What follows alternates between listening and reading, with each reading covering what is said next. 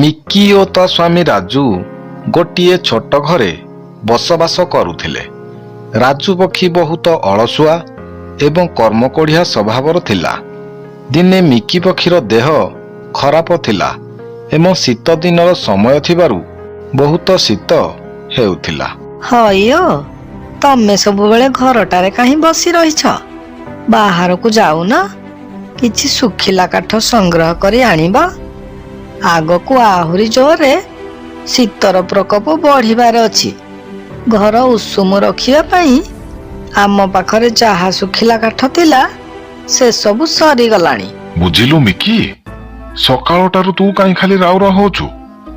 ଆଉ ଟିକେ ସମୟ ହଉ, ମୁଁ ଶୁଖିଲା କାଠ ପାଇଁ ଜଙ୍ଗଲକୁ ଯିବି।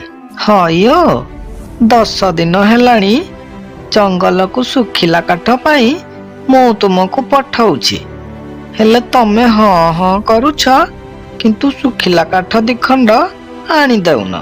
ତାପରେ ରାଜୁ ମିକିର କଥା ନ ଶୁଣି ଘରେ ବସି ରହିଲା।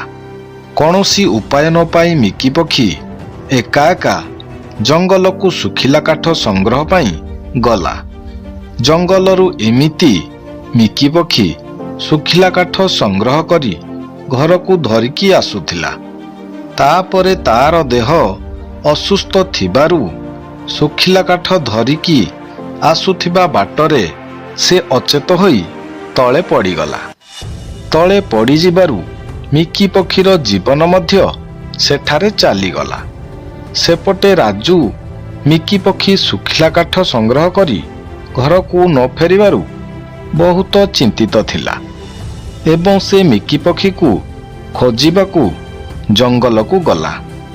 ଏମିତି ରାଜୁ ପକ୍ଷୀ ଜଙ୍ଗଲରେ ଖୋଜୁ ଖୋଜୁ ସେ ଦେଖିଲା ମିକି ଶୁଖିଲା କାଠ ଗଛ ତଳେ ଥୋଇଦେଇ ମିକି ସେଠାରେ ଶୋଇପଡ଼ିଛି। ରାଜୁ ପାଖକୁ ଯାଇ ଦେଖେ ତ ସେଠାରେ ମିକି ପକ୍ଷୀର ଜୀବନ ଚାଲିଯାଇଛି। ଏସବୁ ଦୃଶ୍ୟ ଦେଖି ରାଜୁ ବହୁତ ଅନୁତାପ କଲା।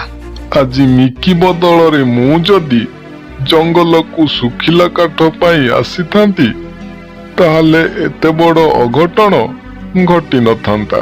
ମୋ ଅଳସୁଆମୀ ଗୁଣ ଯୋଗୁଁ ମିକିର ଜୀବନ ଅକାରଣରେ ଚାଲିଗଲା। ସେହି ଦିନଠାରୁ ରାଜୁ ପକ୍ଷୀ ନିଜର ଅଳସୁଆପଣକୁ ଛାଡ଼ି ସବୁଦିନେ କିଛି କିଛି କର୍ମ କରିବାକୁ ଲାଗିଲା।